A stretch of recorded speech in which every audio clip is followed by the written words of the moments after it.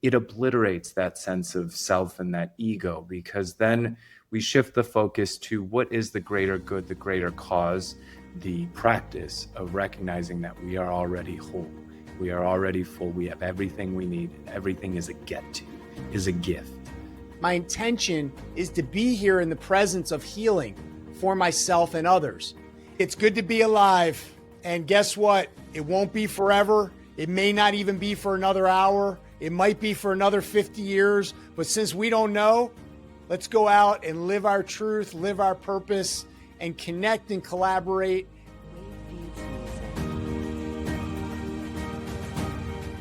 I want to give a big thanks to our sponsor, Sacred Mornings Cacao.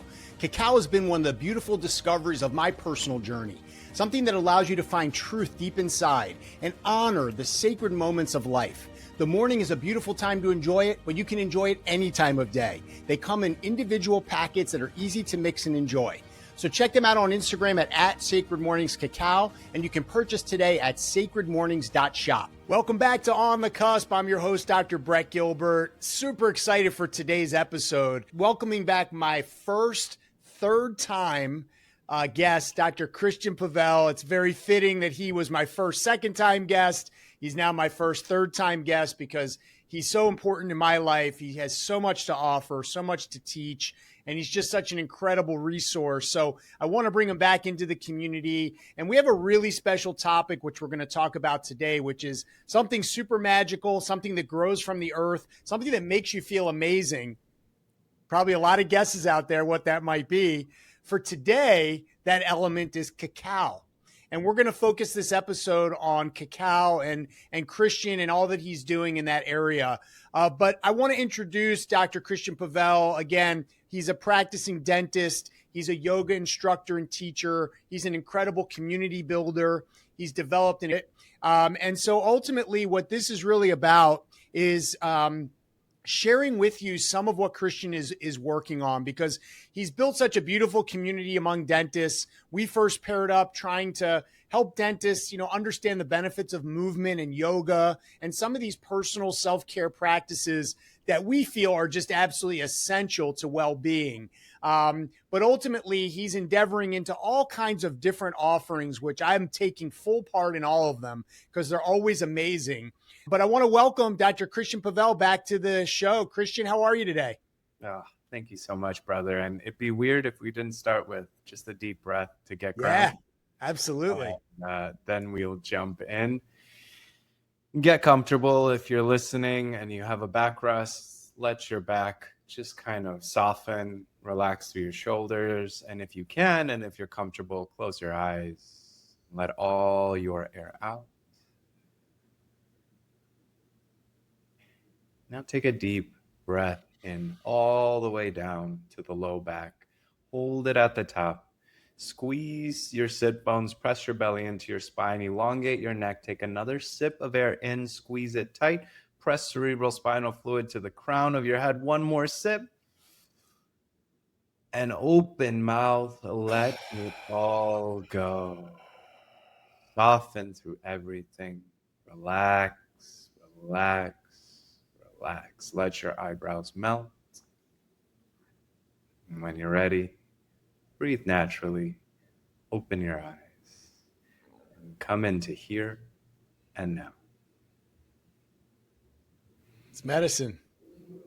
That is true medicine. I'm a little apprehensive of using the word medicine. I've just spoken to trademark lawyers, and it's just so funny how easy things can be taken out of context and exploited and ridiculed and criticized. But whatever word speaks truth to you in terms of healing, use that word. But yes, this has not been evaluated by the FDA, so you cannot sue me saying that a deep breath is medicine. Well, it certainly is healing. That's a fair way to say it. Mm-hmm. Yeah. So Cristian, as we jump in, tell us a little bit about what you're feeling grateful for today. I'm feeling grateful for you above all else. I'm so honored to be the third-time guest. I'm so inspired by everything you're doing. You've been a beacon of light since day one, and every new chapter I embark on, I go to you as one of the first people because you've crossed that bridge in one way or another. And the next big chapter right now, which you are already such an incredible role model on, is fatherhood. I'm super, super grateful and excited that my wife, Dr. Danielle, is expecting in early October. We're going to have a beautiful little girl, and you are the ultimate girl dad already with two incredible daughters. You've been through pretty much every big stage already. Now, I mean, you've still got so much to look forward to, of course, but now it's more on their own autonomy, and you get to step out of the way, so to speak. So I'm excited to get fully involved to 100% at first, which scares the crap out of me also, but it's going to be a welcome transition, which I'm very grateful and excited for. Yeah, and I can relate. I remember waiting on the first baby, and all I can say, and I've told many people this before, is in the same way that Danielle's body and mentality and emotions and spirit are getting ready to be a mom, yours are doing the same to be a dad. It's just different, and when the moment comes, everyone's ready. You're ready, and you'll be an amazing father. And you have a great role model as well. And your dad, Ely, is to rely back on as, someone to help guide and know that you have someone there to trust and that will have your back. And so I'm very, very excited for you guys and excited to meet the little princess when she arrives. So it's going to be really, really exciting. Cristian, I want to dive in a little bit. You're a man of wears many hats like me. Part of the ability to act on inspiration, to want to create something that's going to serve other people.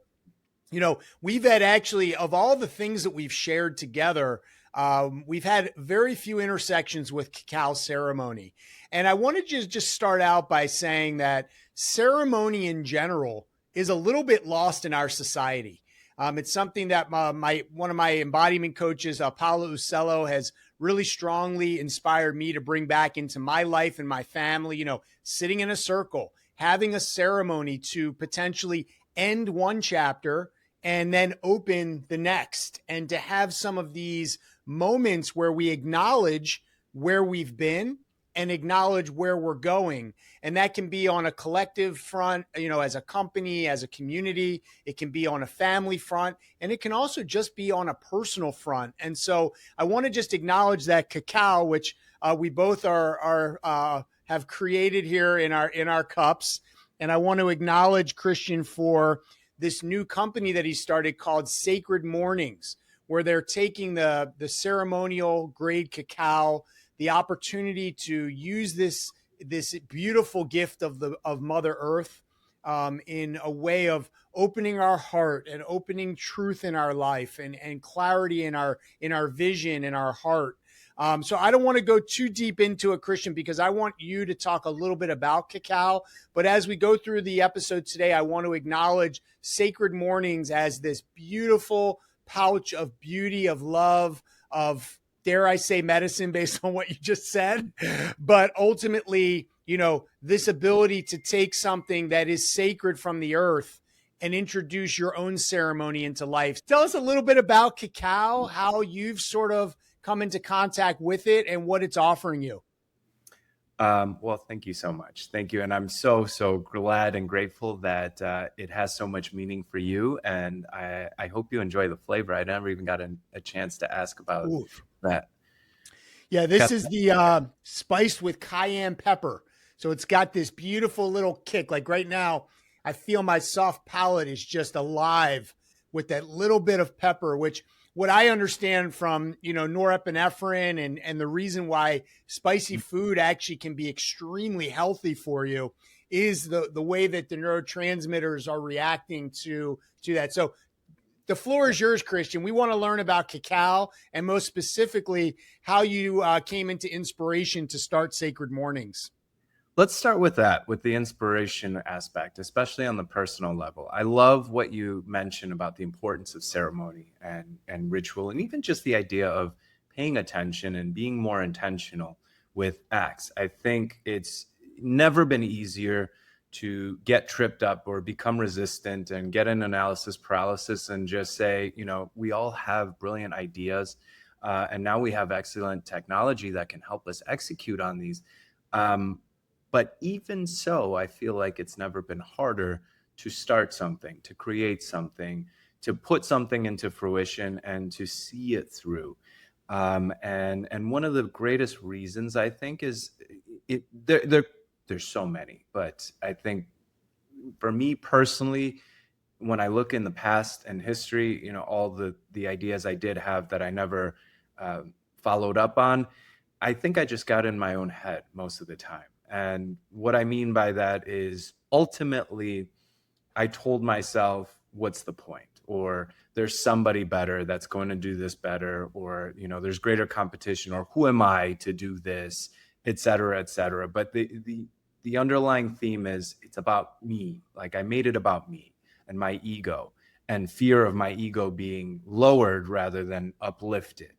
And I think there's so many traps in the game of life. And one of the greatest traps, and I use the word game even intentionally, one of the greatest traps is the ego. It's such a beautiful tool. It's ultimately the identification and personification of ourselves as individuals. And it's such a great way and modality to connect, to interact, to communicate. But it's also so isolating, right? If I am this separate self, therefore I have to act to uphold myself over every other self. And I have to always feel like I'm in competition and there's always a scarcity. And that's how I've lived most of my life. And I think that's how most people live most of their lives. We play this silly game of pretending to want to help others, to uplift, only to uplift ourselves. And I think what really helped me kind of transcend this in a way is Revive Mission, is the dental aid yoga curriculum that we've put together and that we just come together and get to do. When we go in any act of service, and you even use that word so beautifully, it it obliterates that sense of self and that ego, because then we shift the focus to what is the greater good, the greater cause. And yes, there's always going to be a self-serving bias, and I understand that, but I see it now more as this egoic sense that that's just the tool I need to communicate, to collaborate, to take care of. But once I'm taken care of, once I've got my basic needs established, and significance is a basic need, I would argue. Once I feel like I am contributing, why am I contributing? What's the ultimate point? Is it actually success? Is it actually lifting up this ego? No, it's to be able to share these gifts, to be able to give back, to be able to create a bigger ripple and resonate it out. And that's ultimately why you are going way out of your way to connect amazing people and to share and inspire beautiful messages. You don't have to do this, but and it's not easy. I know that for sure. But yet you do it because it fills your cup, because you are serving, you are inspiring people down the line. So my point with all of this is, whatever the idea or the intention is, whatever gift that you have, give it from the standpoint of service, from the standpoint of, if this can inspire somebody else or create more abundance of whatever, something that is a positive ripple out, then do it, because that alone is a reason to follow through. And when it becomes about service, then it no longer matters if something fails or not, quote unquote fails. And it no longer matters what other people might think directly. What matters is where you're giving this from. If it's from the heart, and if it's something intentional, it's destined to grow and to create. And this has just been the next evolution of a form of service. And I'll just give a quick little backstory of how we serendipitously came to this and came to be. I have been familiar with Cacao for at least 10 years now, being in the yoga and wellness community. There's been a lot on cacao ceremonies and I want to just clarify the word ceremony couldn't have a religious context and can have um, different vibrations and connotations. But to me, ceremony just means intentionality, taking something a little more seriously with a little more reverence. And in the world of distraction, I think words like ritual and ceremony are important because otherwise it's hard to get anything consistently accomplished. So I like to treat my mornings sacredly with a little bit of meditative ceremony, because if I don't use those words to myself, I'm going to weasel out of my morning ritual and instead just rush through the morning and by default end up rushing through the day. I digress. It began, my journey with cacao began actually at our first dental aid yoga retreat. Um, at the first one ever, they ran out of coffee. And I remember the moment that this happened, I was freaking out inside and outside, because we had worked, uh, really tirelessly to make sure everything, all our guests were taken care of, and everything was going to go well. But now I'm like, how are people going to function without coffee? How am I going to function with this whole retreat curriculum without caffeine? I was not planning on this, and they're like, well, we have cacao. It grows naturally all around us, so we can serve that. And I've done a cacao ceremony before, and I knew that there was some stimulating. I felt pretty stimulated by it, so I was like, all right, I'll give it a try. And I loved it. It was the same caffeine stimulation, but without any jitteriness. I didn't feel like overstimulated, and there was no crash. So we had that every morning for the rest of the week, and I asked if I could take some home, and they gave me some bricks of cacao, which I smuggled back home, and I have had been doing that ever since, and every past retreat. So like you mentioned, it's been 9 retreats so far, and I've just been bringing more and more cacao. And it started simply, I would just cut a brick, and the bricks were just condensed and compact um, raw cacao. And cacao is chocolate. It's the chocolate plant. The chocolate that we all know of is just a segment of that bean dried up, and all the natural oils that have theobromines, flavonoids, and all these really high potency antioxidants get pulled out of this product and instead get pumped with vegetable oils and cheaper oils that have higher shelf life and tons of sugar. And that's the chocolate that everyone's familiar with.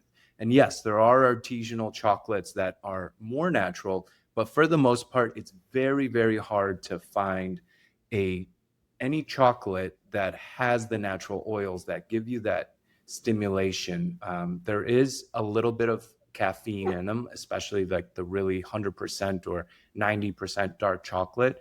But it's about a quarter to less than that compared to coffee. So like a whole chocolate bar would be like a quarter cup of coffee. But I apologize. I go on tangents a lot. But when when we have just the natural plant itself and with the oils as well, you get a little serotonergic lift. It's traditionally in ancient and many ancient cultures, it's been used as a heart opening tool, a serotonergic plant medicine to help people connect, tribes connect together. Like you were saying, people would come in circles and share raw cacao and spread intentions. And I love that these traditions are starting to come back, and there's a growing demand for them and a growing demand for community as a whole. So this is just such a beautiful plant because it already embodies all these qualities, and it's been known to be used for these important traditions for so long. And so the inspiration just came. The local farmers that have cacao on their land, most of them don't know what to do with it. And I've just been so blessed and grateful to be in the right place at the right time. And There's just so many beautiful entrepreneurs that are now in this village where we host our dental aid yoga retreats, which I cannot wait to bring you to. Um, and they're doing some really amazing things. They've empowered a lot of these farmers to cultivate their crops in ways that are more natural, healthier as well. And now they can actually receive residual income for these things that they used to just toss or discard or maybe make a buck or two here and there. So we're giving them more consistency and some abundance, and teaching them the value of their plant and their land and their products. So it's been such a beautiful journey, and it's just the beginning. I'm so excited to see where it goes, but I really wanted to find a way to keep those natural oils within the product. So I found a way to seal it and to condense it down to a powder, but also make it very easy to drink and to have in the mornings. So it's really ground down powder. The best way to enjoy it is if you have a frother, just put the whole pack in a frother with your favorite milk or even water, because it has a little bit of coconut milk powder within it too. And take it's slow. That's my most important piece of advice.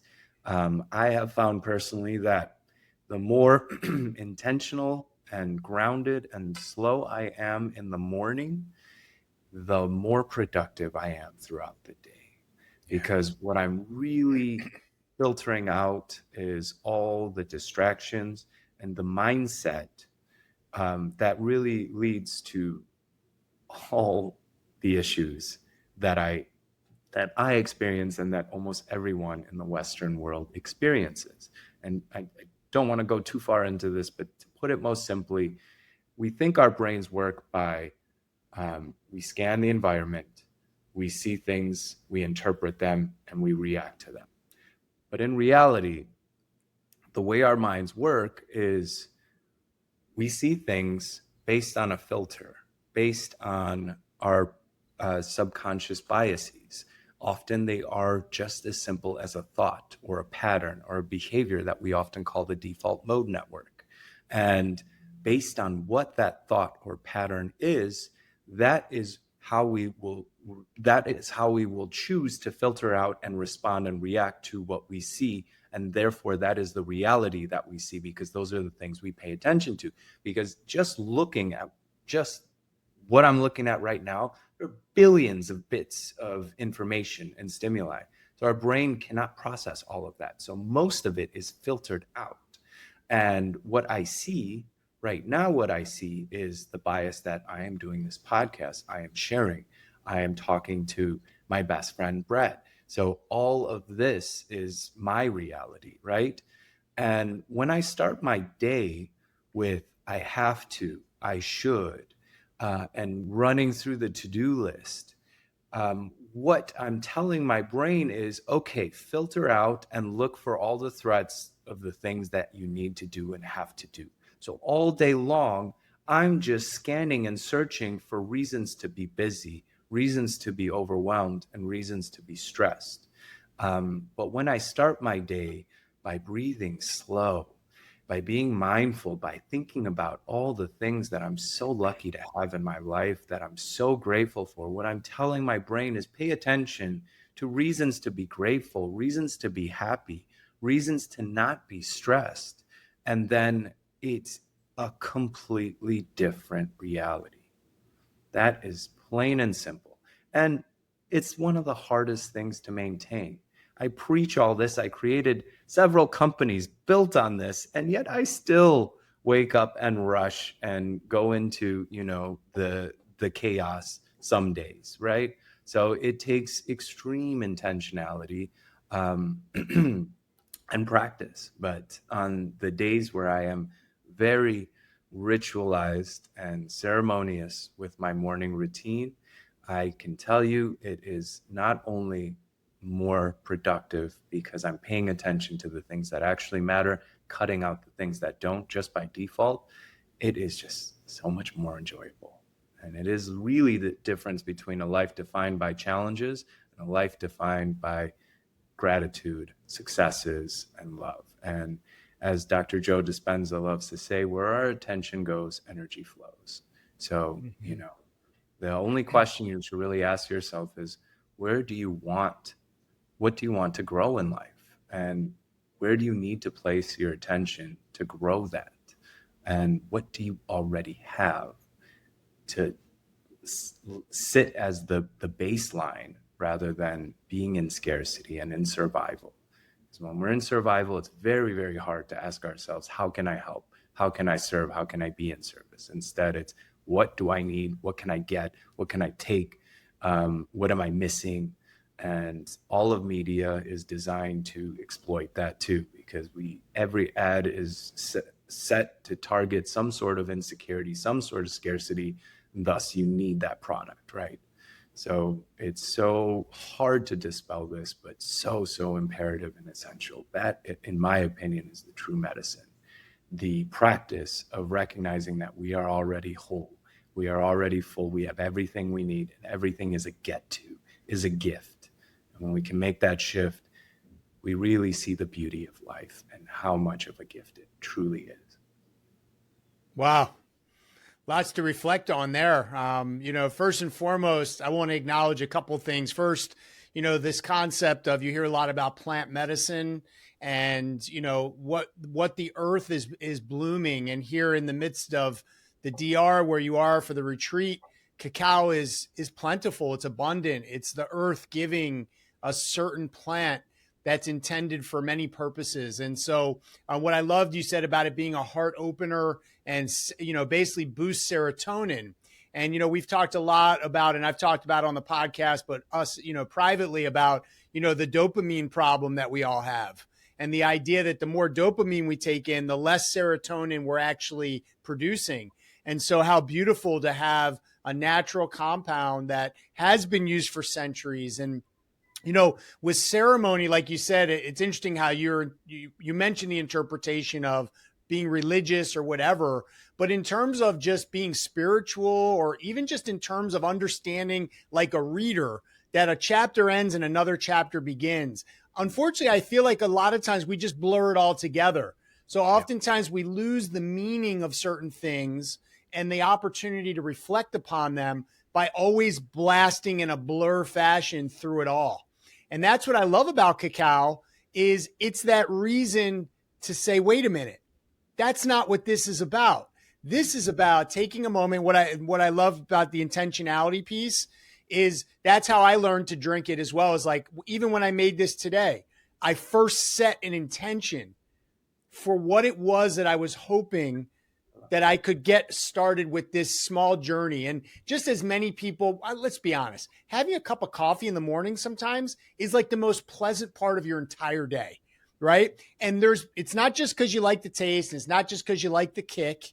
It's because it's that moment where you actually sit, and in presence and in analog, not digital, you actually are holding the cup, feeling the liquid, the warmth go down inside of you. I believe cacao takes it a step further, because now you recognize that you have a very special compound, something that's been known to bring about truth. And so, Cristian, as you mentioned, I have the bricks of ceremonial cacao, which I'll chop up and do a whole ceremony. I've also gotten the kind that I've bought that you can brew. So it brews in, like coffee. But what I love about Sacred Mornings is the ease of which you can open it and mix it, like you said. And so what this creates is accessibility. And not only with accessibility comes more frequent usage and exploring with it, but it also becomes an opportunity to look forward to it, because there's not a lot of hard work that's going to go behind mixing it. I love the flip side of it, of how this on our end, a user end, can provide this beautiful ceremony and opportunity and chance to take in a different substance other than caffeine. But I love what you said about what it's done down in the villages and the farmers that grow it. This is a true win-win, where they have something that they can be proud of, that they can produce, and it can reach so many people. So again, super excited about Sacred Mornings, and super excited about cacao. So Cristian, as we're talking about sort of ceremony and cacao and community, something that I always really associate with you. You said something to the effect of, which you've said a lot. You probably said it on every single episode, which is something to the effect of, I don't always practice what I preach. That comes up a lot. And I want to just acknowledge, just as I'm interpreting it, we were talking before we jumped online here, like, when you don't feel good, it becomes this beautiful opportunity to realize once you do how beautiful and special that is, right? And in the same way, if you're a teacher and a leader, if you don't fall back and sometimes fall forward, like right on your face in this personal growth journey, then you don't understand the opposite effect of transcending out in some way. And so a couple things that you said is that morning routine, that intention. I write in my journal an intention each day. I know you do the same. What you're grateful for, what's your intention? Because the subconscious mind, to your point, will dictate. Like when I come into the day with a beautiful intention, like yesterday, I actually had a fantastic day from start to finish. I was very intentional. I knew it was going to be a stressful day, but I said to myself, I'm a steward of my own chronic stress. That's my new thing. I have to take ownership that much of the stress that burns me out, I actually do have control of. How much am I on my phone? How much am I overthinking? How much am I getting out of presence? And yesterday I said, my intention today is to be responsible for my personal chronic stress, to be graceful to myself and others, and to represent healing to myself and others. And everything else can just fade away to the side. So now I walk into my practice, I see a full slate of patients, and what am I thinking about? I don't need to over worry this. I'm a steward of my personal stress. 2, that kind of was a little bit annoying, but you know what? I had the intention of being graceful today to myself and others. And here's a patient, maybe one that is challenging in some way, but guess what? My intention is to be here in the presence of healing for myself and others. And so all of those noisy things, like you were saying, all the noise and the bits of information, that could fall aside because your main lane is what you made your intention. And so I think that it's a great way to enter each day. And to your point, the egoic mind that you mentioned earlier, it's meant to protect us. And oftentimes it does a really good job of that, except what I've learned is the part of your mind that is the ego that's telling you, don't do this, be careful, stay safe. It's actually so powerful that it actually takes down all the other parts that are like, go for it. You can be creative here. Allow yourself to be free. Open up. Be vulnerable. So I think leadership comes with playing on both sides of the fence. The difference is, and I'll let you speak to this, Cristian, because you've been on this journey. You've led, opportunities for other people both to enter into their own journey and to facilitate it. But talk a little bit about what it means to be able to recognize that when you're on the journey, it's not that you're not going to fall down. You will. You'll face plant. But when you pop back up, you can pop up to newer and higher heights. Can you speak a little bit about that? Because I think maybe people that are listening like, I know dental yogis. This guy's like a guru. And Gilbert's always talking about this stuff. But in reality, isn't there a moment for everyone where you realize that falling down doesn't mean the journey is over? It actually means that you now have an opportunity to ascend even higher. Yeah, and it's first off so beautifully said, and I love your intentionality this morning and from your morning journals. I think that's so beautiful, and yeah, I think, and I'm glad that you applaud my humility, because I think it is so essential, right? Because first off, it's so easy to look at people from the outside and just cast them as something special, or something worse, right? But we're all just human, right? All my greatest mentors, I'm so grateful that I've gotten to ask deeper questions and get to know them better, especially the ones that are so far out in my mind that I think they must be superhuman or there's something off with them, right? But really, they're just as human as you and I. And it reminds me of I think the deepest that I'm aware of, the deepest goal of the spiritual journey was best said by Ram Dass's guru. His name blanks. Maharaji. Yes, Maharaji, which is, you probably know it. What was his deepest goal or his mantra? Love Uh, everyone, tell the truth, Tell the truth and love and everyone. wait, That's love it. everyone and tell the truth. Love everyone and tell the truth.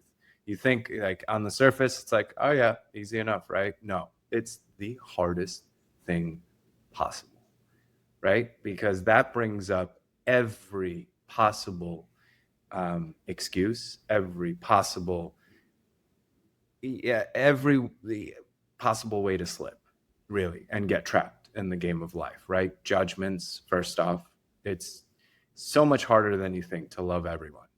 Can love Hitler? Can you? Right? But how can you find love and compassion for someone who ultimately thought, at least in their mind, that they were doing the right thing and they had a great intention, despite the deep and depth of consequences and just, the how far off they were in truth and what that led to, right? But on a much simpler level, can you find forgiveness? I mean, yesterday, um, I'll give you a great example. End of the day, 2 crowns, both milling in house. We were changing this person's bite. I took my time, wanted to make sure everything was meticulous, handed it over to my assistant. Um, Took longer than I thought. So I was like, all right, we're going to probably be about an hour, or maybe a little less overtime. But everybody on the team was okay with that. I'm trying to take care of everything while my assistant's designing and milling the crowns, and we're almost done and ready. And my assistant somehow had a huge brain fart and milled the same crown twice instead of 2 different crowns. And right away, I got malicious in my mind, right? Because this was a big mistake from my perspective. But now looking back in hindsight, it really wasn't that big of a deal. Yeah, it added an extra hour and had to make me scramble and apologize to the patient and create a temporary crown, make him come back, even though the whole intention of this whole process was for him not to do that. But and my mind started ruminating on how can I punish my assistant, and then I thankfully took a pause and breathed and said, like, why is that even my intention? How is that even going to help? Okay, well, the intention is to make sure he never makes this mistake again. I looked at him and saw the degree of shame and the sweat and the fear, and I'm just like, he's never going to make this mistake again. That I know for fact. So why would I go out of my way to want to punish him, which doesn't feel good in my body either? To it would add another degree of of pain and hardship and challenge, and not have more of a positive effect. How can I love him? How can I see the humility? And I started thinking, okay, when I was a dental assistant, I made some pretty dumb mistakes too. I can see myself doing the same thing. So I found forgiveness. I found love for him, and he was so grateful for that. He actually helps me with Sacred Morning productions, and he just made this morning just a beautiful reel that he was up super late working on. I'm not saying he wouldn't have done that otherwise, but maybe this motivated him a lot more, and so I'm grateful for that and for that reaction. And then telling the truth, right? I can sit here and idealize all these practices all I want, but there is still the human side of me, and I have to be compassionate for that. And more importantly, I'd say even aware of that, because I can tell myself that I do all these things and I see it in other people's. My father, for example, who sometimes will act like he's the healthiest person in the world. And he thinks he will act like he knows what's good for him and what's best for him. And I see how, from the outside looking in, I see how that affects him negatively, because often I feel he's missing important information that could actually help him be even healthier and better off. But in his mind, he's gotten so used to the idealisms and the patterns and processes that I don't think he's aware that he's missing these things. And if I tried explaining and telling him, it's like water under a bridge, because he's just so in that mindset that, oh, I know what I'm doing, but really he's just not telling himself fully the truth. And so, yeah, for me, where I'm at now, and I've got so many biases still, but one bias can easily be that I am doing a morning routine and I'm doing everything right because that's what I say and that's what I preach and that's what I lecture about. But no, the truth is there are days that I skip. And when I can be honest about that, I'm much less likely to skip because I'm much more aware of what I'm doing in real time. One question that has really changed my life that I would highly recommend for yourself and for anyone listening is, what biases are in play right now? Just ask yourself that, and ask yourself that over and over again in every moment, right? When I was about to want to punish my assistant, Manuel, what biases are in play right now? Okay, well, I have the bias from early childhood that's, when I did something wrong, I got punished. So I should punish too, because that helps reinforce good behavior. Um, that is a bias, though, because is it actually true? In some contexts, it can be, but I can probably find evidence against it too, and it depends on the context, right? So I'm digressing again. Perhaps that's a bias in play. Who knows? I have to unpackage that.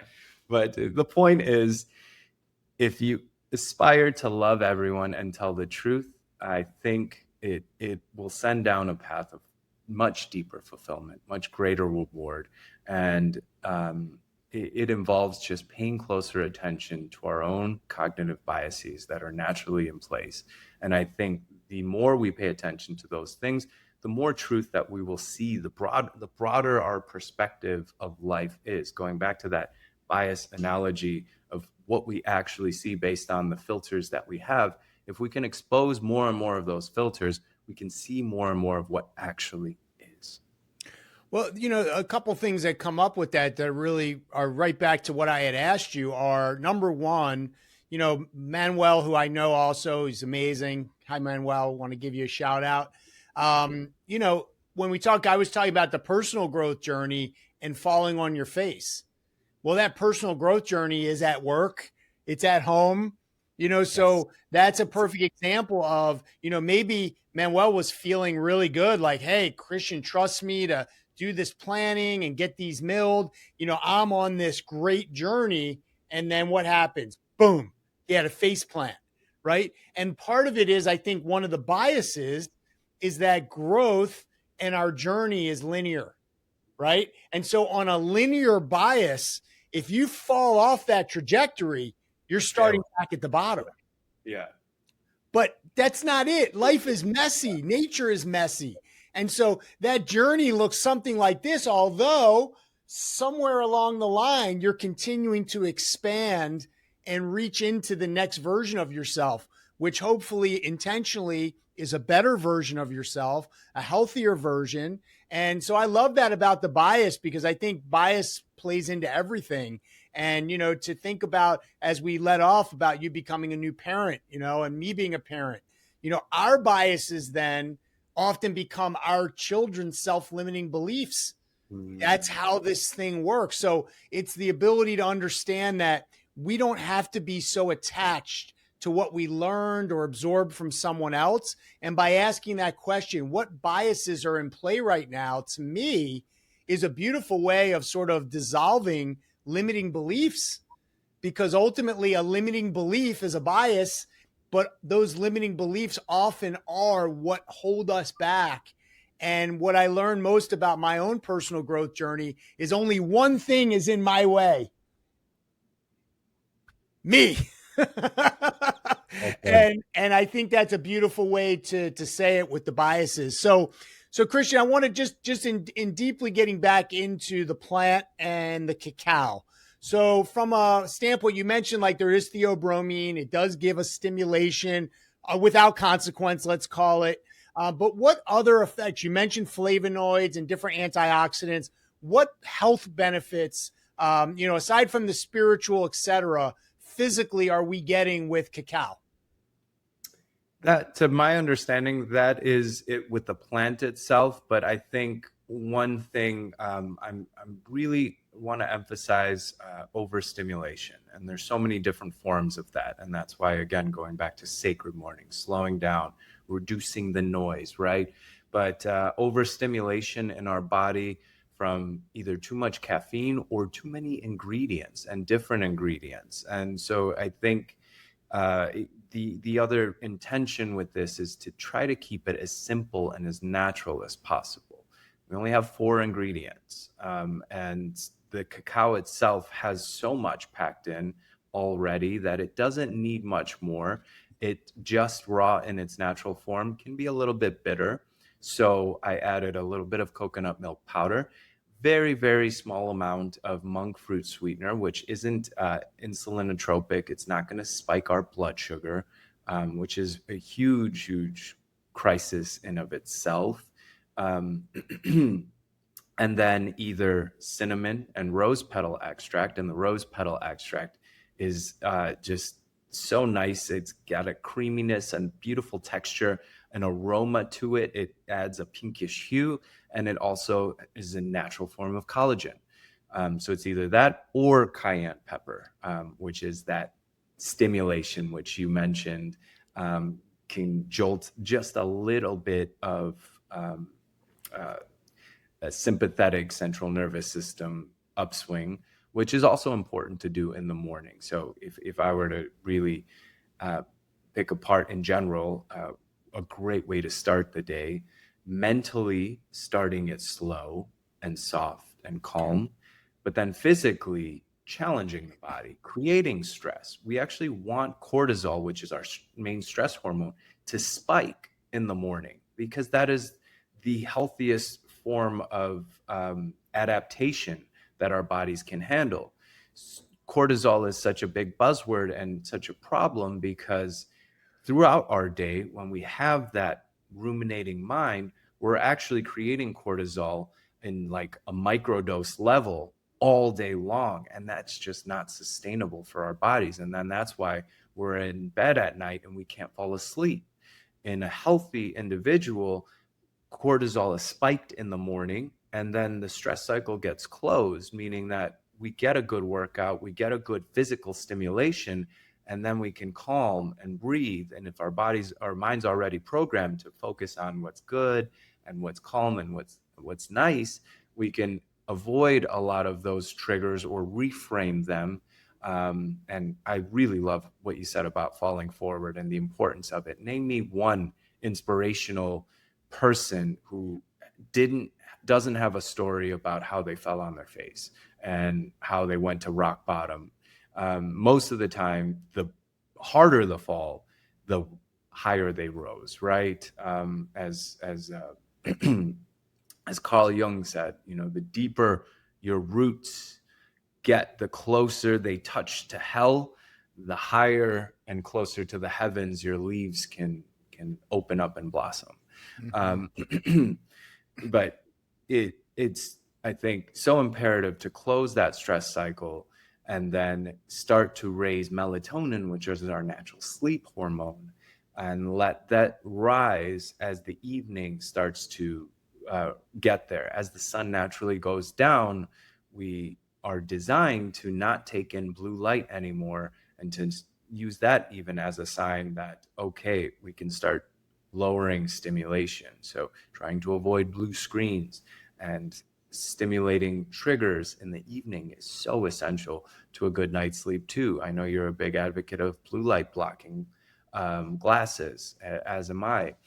And these are just important aspects. But to going back to answering your question, keeping it simple with just four ingredients, getting that stimulation, but in a not overstimulating sense, so that we can close that stress cycle and start to unwind as the day ascends. And I like it too. I'll often have a cup in the afternoon because you don't have that caffeine, so it's not going to be overstimulating in the evening too. Yeah. Beautiful. And I think that that's one thing that is important for people to know is you don't just have to have it in the morning, but at the same time, it is a healthy thing to be taking in. It is something that has been shown to have a neurotransmitter effect. But the other thing that I like to use it for is like when I'm like really struggling with a decision, or maybe I'm feeling overwhelmed about a couple of complex things that are sort of, making a lot of noise, is if I walk into the intention of Cacao and say, I'd really like to gain clarity on where I should head next with this. And then just, they say, just ask the universe questions, don't look for the answer. Cacao as a heart opener, as a serotonin raiser, I feel like it allows me to gain a little calmer clarity on what my next move might be. If I've really shared about my mom's passing and the trauma of going through all of that, and at one point I basically asked the Cacao to help me come to terms with the fact that regardless of what it looks like, I just wish peace for my mom. She was struggling so much. I just wanted her to find some peace. And it was amazing that my mom had actually had a breakthrough at that point by the next morning. So there's something to, connecting back to Mother Earth, to what's been used by our ancestors for thousands of years that you can put right into this cup and you can take in your busy life. The morning is something that Christian and I are big proponents of. If you've ever read The 5 a.m. Club by Robin Sharma, or if you take the time to listen, most of the most successful people, however you want to gauge that, the one common denominator about these people that have reached high points of success is they're always looking to share with other people how they did it. Mm. That's the service part of it. And so what I love about it is one huge common denominator amongst people who in and of themselves feel fulfilled and feel like they've achieved some measure of success is they typically use the morning as that jump start, as that launching pad for a really solid day. And they do it with intention, because if you go out into the ocean and you don't have a boat, you're going to be thrown around by those waves however they want to throw you, and you're just a victim. But if you intentionally pack your boat and have everything prepared, now you have some say in how the day is going to go as you traverse those waves and traverse the ocean. So just think of life in that metaphor, start out with a good plan, with good intention. You're programming your mind. It's like your navigation. Instead of I want to go to Christian's house, or I want to go do another frequency event, which if you're in Chicago, check out Frequency. Oh my, I can't even say enough about it. But this is our navigation system, Christian. That's what I'm taking away from what you're saying. So tell us a little bit more about where we can find Sacred Mornings, and tell us a little bit about what you have going on with Revive Mission and any other things like Frequency that you'd like to share. Sure. First, I just want to tie a bow on what you were just saying there. If I can summarize it in one word, and this is by far the biggest game changer in my life and the most important aspect, it's integration or practice, right? A part of every individual's growth is first the knowledge, the information. And I think too many of us, including myself, get lost in the information, right? If we all did what we knew we should, we'd all be superhuman. But I really love how you tied it together with the intentionality, and the boat analogy is beautiful too. It's the important thing is practice. We already talked about so much, and it could be overwhelming to most people already. Just start simple. Just pick one thing that you want to work on. You want to focus on yourself personally, for yourself, for your loved ones, for everyone around you, and just start doing it. Start doing and doing and doing. In yoga, it's also said it's 1% didactic, 99% practice. It took me almost a decade to just learn and understand mountain pose. For those not familiar, mountain pose is just standing up straight and tall. But what I mean by learn and understand is for my body to learn how to sense and understand full body stacking, proper deep diaphragmatic breathing. And when I say proper, I mean in a way that works for me, for myself, and in a way that I am aware of. And then and only then did I really understand the complexity of asana and poses and yoga and movement. And that really goes with everything else. It's all about the practice, it's all about what you're doing. It's so much more powerful to see someone who is acting and moving and reacting from a place of they put in the things and implemented the things that they need to be full and whole, rather than just hear someone talking about it, right? I can go off and babble about every neuro hack and every biohack and everything, but it's easy to sniff out the things that I have applied in my life and the things that I have not. Um, so yeah, practice, practice, practice, making that time. Making is the key word, because it's so easy for anyone, including myself, to say I don't have time to implement and to integrate. But the truth is, we're not making enough time. And that is the difference right there. So to answer your question, to put things into practice, if you're in Chicago, come to Frequency, which we do every other month on average, me and two incredible other individuals. It's a breathwork ceremony where we're breathing hard and fast for an extended period of time for the essence of catharsis, of letting go, and then shifting into a sound bath meditation and ecstatic dance, just to celebrate and connect deeper as a community. And where my heart is and will always be is Revive Mission, in that beautiful village in the Dominican Republic. We go at least once a year to give back to the locals in the form of dental aid, and to give back to ourselves in the form of a yoga and wellness curriculum, where we're intentionally making the time to put these things into practice.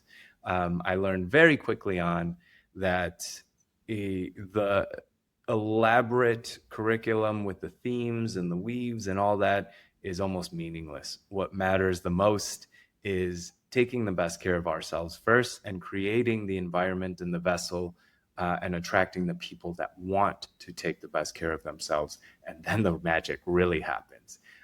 Every single Revive mission has had its own individual beauty.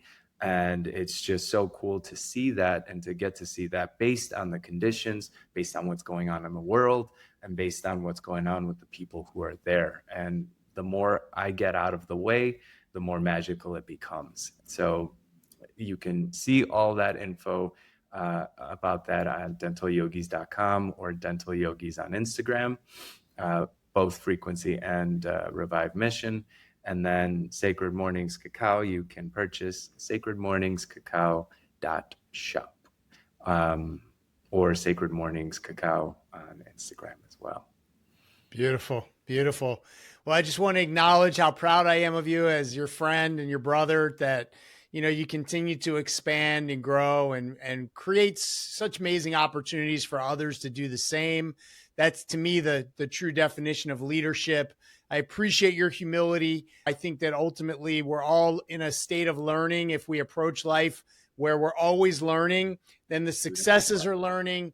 The things that aren't, maybe labeled as successes are learning, but it's all happening for us. And if we go into the intention of each day that we're going to grow, we're going to experience, but mainly we're going to appreciate this moment, appreciate this day, this life, because I'm afraid so many of us get caught up in the noise and we forget that we're actually here to enjoy our lives, and that really the stress, even the money, all of that is going to be meaningless. What matters is that you leave some type of legacy, something of service, something of love.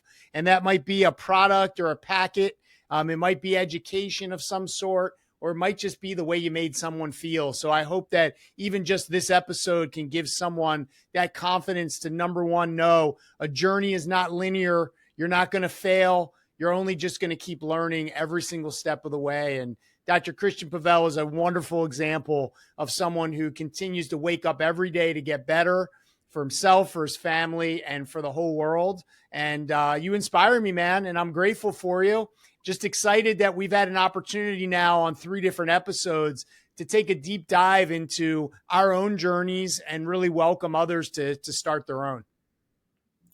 Right back at you. So beautifully said. And it's so amazing to just see the evolution of your words and the messages that you're creating. Just you package so much in so little. I need to rewatch or re-listen to this at like 0.5 speed uh, just to really be able to take in everything you're saying. And I think I would love it if you could close us off with a breath and maybe share one ceremonious intention Yeah. for all of us to anchor in for the rest of the day, the rest of the week, and the rest of our lives. Yeah, beautiful. Okay, well, let's go ahead and just get yourself in comfortable position. Again, as Christian said, just, enough that you can just let's kind of open our heart a little bit in the terms of being a heart opener with the cacao. So sit straight. Well, you can bring your gaze down and just kind of close your eyes.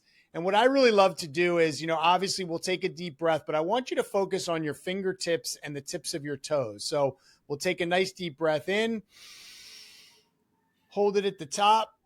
Like Christian said, give it just a little squeeze, kind of push tension up. Take one more deep breath, hold it, and release.